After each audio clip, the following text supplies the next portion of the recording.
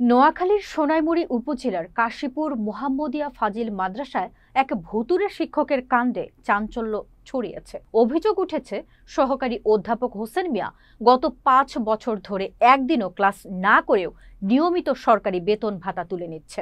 মাদ্রাসার বর্তমান ও সাবেক শিক্ষার্থীরা জানান, তারা কখনো এ শিক্ষককে ক্লাস নিতে দেখেনি, এমনকি চিনেনও না।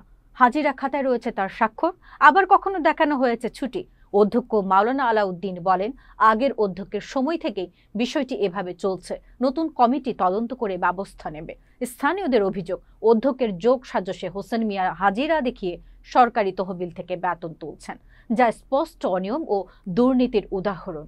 এ ঘটনায় শিক্ষক, শিক্ষার্থী ও অভিভাবকদের মধ্যে ক্ষোভ দেখা দিয়েছে।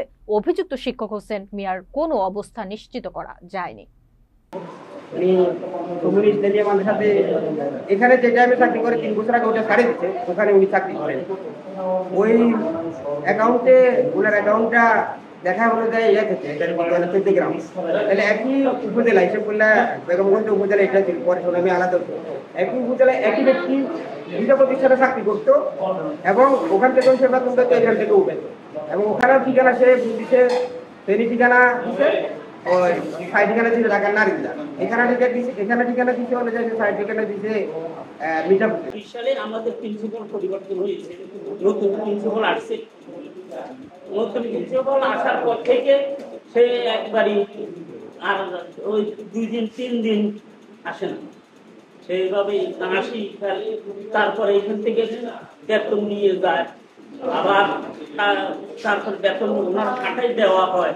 আমরা ছুটি হয়ে গেছে, আমরা বাড়িতে চলে গেছি, আর উনি পরবর্তী মুহূর্তে আসি কখন যে সিগনেচার করে ফেলছে আমরা জানি না। আমরা ওনাকে কখনো দেখি নাই, শুধু একবার আসছিল মনে হয় কি জন্য, ওনার এখন নাম শুনছি আর কি, মানে ওনার নাম যে মোহাম্মদ হোসেন, উনি একজন আসে মাঝে মধ্যে, আসলে উনি আসে কি জন্য আসে, মানে কিসের জন্য আসে আমরা বলতে পারি না, কখনো ক্লাস করে নাই। আমরা যখন শিক্ষার্থী ছিলাম তখন আমরা মাঝে মধ্যে হোসেন স্যারকে আমরা পেতাম, যেমন বিশেষ করে আমি আলিমের অল্প কয়েকদিন, যেমন 17-18 সালে হাতে গোনা সর্বোচ্চ 8-10টা ক্লাস হবে স্যারকে পেয়েছে, তাও এটা 2 বছর অনেক গ্যাপে। ধরুন আজকে একদিন ক্লাসে আসলে উনি আনুমানিক 4 মাস 5 মাস পরে উনি আরেকদিন ক্লাসে আসতেন। তখন আমরা হোসেন স্যারকে জানতাম যে আমাদের এখানে ইংলিশ প্রভাষক একজন স্যার আছেন হোসেন স্যার।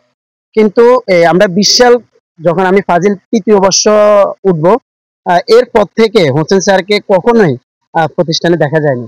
তবে ইতিমধ্যে আমরা জানতে পারলাম যে হোসেন স্যার এখন আমাদের এখানে নিয়মিত শিক্ষক হিসেবে উনি সরকার থেকে বেতন ভাতা সবগুলো উনি পাচ্ছেন।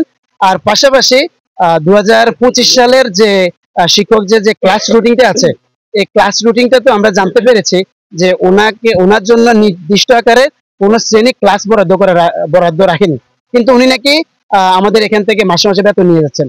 এখন একটা শিক্ষক কিভাবে প্রতিষ্ঠানে না এসে, শিক্ষক যে হাজিরা কাগজ আছে সেখানে উনি কিভাবে সাইন করেন, কিভাবে ওনার উপস্থিতি দেখানো, এটা আমাদের বোধগম্য নয়। সৎ পন্থা অবলম্বন করে তার স্বার্থ সিদ্ধি হাসিল করতে না পারে, এই বিষয়ে কর্তৃপক্ষের কাছে আমরা জোর দাবি জানাচ্ছি।